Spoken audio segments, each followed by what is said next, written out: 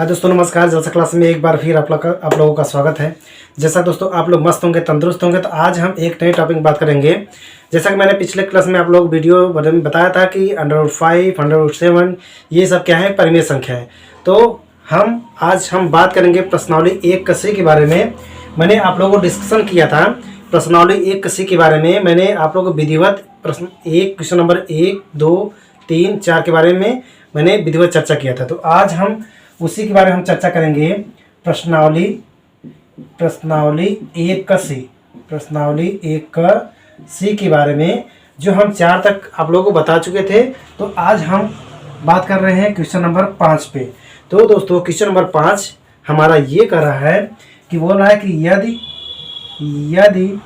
√2 एक अपरिमेय या परिमेय संख्या नहीं है। यदि √2 एक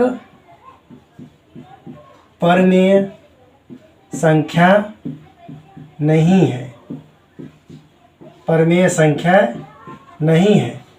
ठीक है दोस्तों, क्वेश्चन नंबर 5 कह रहा है यदि √2 या √2 एक परिमेय संख्या नहीं है तो सिद्ध कीजिए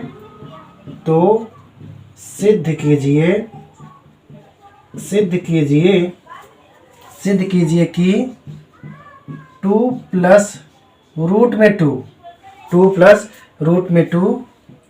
एक अपरिमेय संख्याएं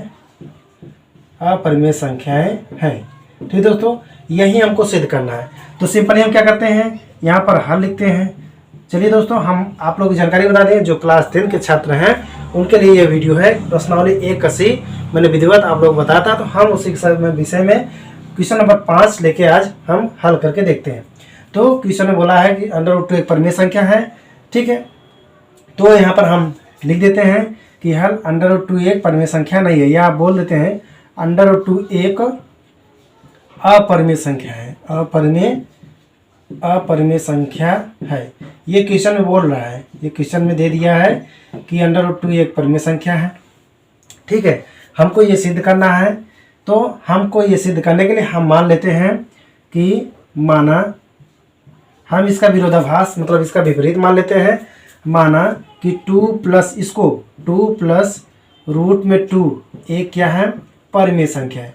चूँकि हमको सिद्ध करना है कि अपरिमेय संख्या है, तो हम यहाँ पर मान लेते हैं कि 2 प्लस √2 एक परिमेय संख्या है। एक क्या है, परिमेय संख्या। ठीक है दोस्तों, ये परिमेय संख्या होगी। तो परिमेय संख्या को सिद्ध करने के लिए हम 2 पूर्णांक मान लेते हैं। हम 2 पूर्णांक ले लिए हैं। माना 2 पूर्णांक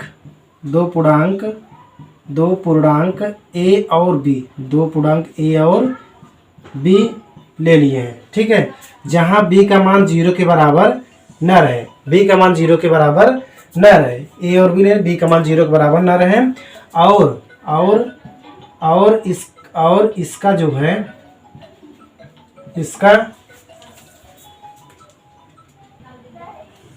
चलिए मैंने मान लिया है कि 2 पूर्णांक A और B बराबर 0, B 0 बराबर नहीं है। और इसका अभाज्य गुणनखंड या अभाज्य संख्या, इसका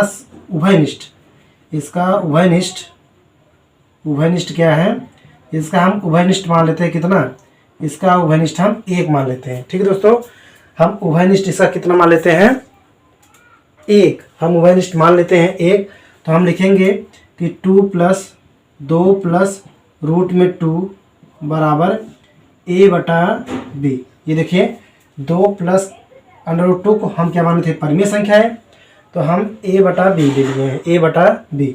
चूँकि 2 प्लस √2 परिमेय है, बराबर A/B भी परिमेय होगी।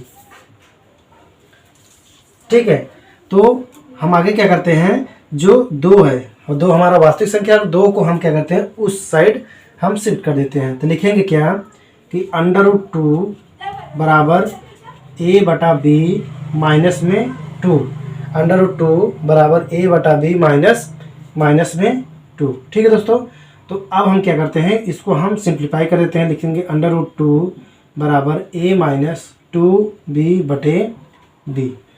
ठीक है, अब देखिए दोस्तों, ये √2 क्वेश्चन में दे दिया है, क्वेश्चन में दिया है कि √2 एक परमेय संख्याएं नहीं है, √2 एक परमेय संख्याएं नहीं है। ये तो दोस्तों √2 परमेय संख्या नहीं है, मतलब ये अपरिमेय है। क्या है? अपरिमेय संख्या है। ये तो सवाल में दे दिया ये अपरिमेय संख्या है। लेकिन दोस्तों मैं बात करूँ a-2b/b, ये हमारी देखिए हल करेंगे। मैंने बताया था कोई परमेय संख्या जोड़ेंगे तो परमेय संख्याएं प्राप्त होगी, अगर परमेय संख्या में कोई परमेय संख्या घटाएंगे तो परमेय संख्याएं ही प्राप्त होगी। तो दोस्तों a/b के रूप में है, a/b, a-2b/b के रूप में है। तो ये क्या है? परमेय संख्या। ये क्या है? परमेय संख्या है। ठीक है दोस्तों, ये है परमेय संख्या। ठीक है दोस्तों, अब आप लोग सामने देख लीजिए, ये है हमारा अपरिमेय संख्या है, ये है परमेय संख्या है। ऐसा कभी हो सकता है कि अपरिमेय संख्या और परमेय संख्या एक दूसरे के बराबर हो? कभी नहीं हो सकता है। तो ये हमारा विरोधाभास उत्पन्न कर रहा है, मतलब ये एक दूसरे के बराबर नहीं हो सकते, नहीं हो सकते। तो यही हमारा क्वेश्चन में दर्शाना था कि अपरिमेय संख्या बराबर परमेय संख्या ये एक दूसरे के विरोधाभास उत्पन्न कर रहे हैं, मतलब एक दूसरे के इक्वल नहीं हो सकते। अतः हमारा ये सवाल सिद्ध हो गया, अतः ये सिद्ध हो गया कि 2 प्लस √2 क्या है? एक अपरिमेय संख्या है, अपरिमेय संख्या है। ठीक है दोस्तों, अपरिमेय संख्या है, अपरिमेय संख्या है। आशा करता हूँ आप लोग वीडियो को अच्छा लगा तो वीडियो को लाइक कर दीजिए, बेल आइकन को दबा दीजिए, जैसे आप लोगों को नोटिफिकेशन आसानी के साथ पहुँच जाए। ठीक है दोस्तों, चलिए हम मिलते हैं अपने नेक्स्ट वीडियो में नए चैप्टर के साथ। तब तक के लिए दोस्तों जय हिंद, जय भारत।